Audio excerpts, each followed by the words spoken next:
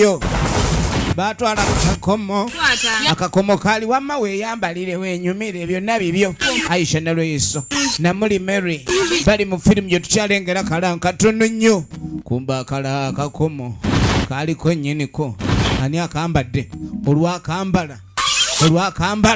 ekyaddirira byali biwobe omusambwa nga gubanja ebyagwo obenga watute musipi gwa musambwa ekibira kitandise okubeeramu ebiwoowe abatwala akakomo be baleeta obuzibu tukyalengera omusambwa gubanja akakomo abaakatwala akakomo bo baagenda kunyuma kumba omusambwa gwatama butami eno netwogerera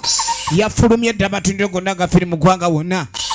musambwa tegugu toyinza gudduka tuyole muyole gugwo tuyole muyole tuguyole